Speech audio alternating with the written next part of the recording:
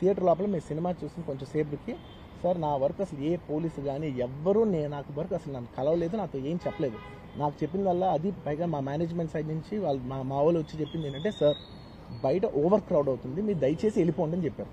వాళ్ళ పోలీసు వాళ్ళందరూ బయట చాలా మంది ప్రాబ్లం అవుతుంది సార్, ఓవర్ క్రౌడ్ అవుతుంది, మీరు వెళ్ళిపోండి అంటే నేను వెళ్ళిపోయా. సినిమా స్టార్టింగ్ కొంచెంసేపు నేను వెళ్ళిపోయా.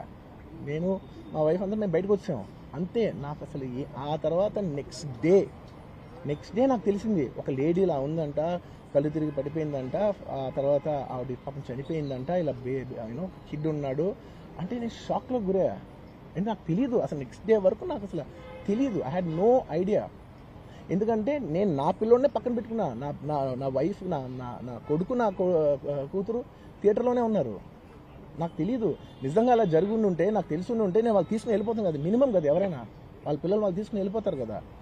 నాకు తెలియని కూడా తెలియదు. సరే పిల్లలు వాళ్ళు చూసుకుంటారు, మనం వెళ్ళిపోతే క్రౌడ్ క్లియర్ అయిపోతే, ప్రాబ్లమ్ సాల్వ్ అయిపోతే నేను వదిలేసి వెళ్ళిపోయా.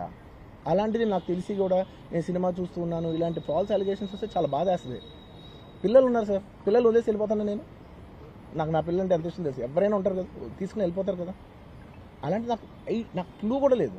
నేను ఇంటికి వెళ్ళిపోయిన తర్వాత నేను వెళ్ళిన నెక్స్ట్ డే నాకు మార్నింగ్ తెలిసి నాకు చనిపోయారంటే షాక్ అయ్యాను. నేను షాక్ అయ్యి ఇమీడియట్గా నేను బాస్కి ఫోన్ చేశాను, మా బన్నీ బాస్కి ఫోన్ చేసి, బాస్కి ఇమీడియట్గా హాస్పిటల్కి వెళ్ళి వాళ్ళ కలు నేను వస్తానంటే, సార్ నేను మొత్తం అక్కడ వెళ్ళి సెట్ చేసి వస్తాను, వాళ్ళందరూ ఎమోషనల్గా ఎలా ఉన్నారు ఏంటో మనం ఫస్ట్ చెక్ చేసుకున్న తర్వాత మీరు దిగాలి కొంచెం ఆగండి సార్.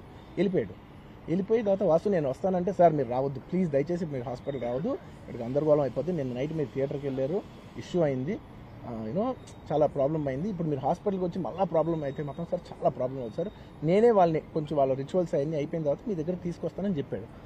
ఓకే అని వెయిట్ చేసేసరికి ఇమీడియట్గా ఏం చెప్పారు, సార్ ఏమనుకోవద్దు, వాళ్ళు మీ మీద కేసు ఫైల్ చేశారు, ఇప్పుడు మీరు వాళ్ళు కలవడానికి లేదంటే నేను మా లీగల్ టీం అదేం పర్లేదు వాసు నేను వచ్చేస్తాను. నేను కొంచెం మూర్ఖంగా మాట్లాడుతుంటే, సార్ మా లీగల్ టీం చాలా స్ట్రిక్ట్గా చెప్పింది, sir they file the case on you, మీరు ఇప్పుడు వెళ్తే legally it is not right thing to do, please don't go అని చెప్తే అప్పుడు ఆగాల్సి వచ్చింది.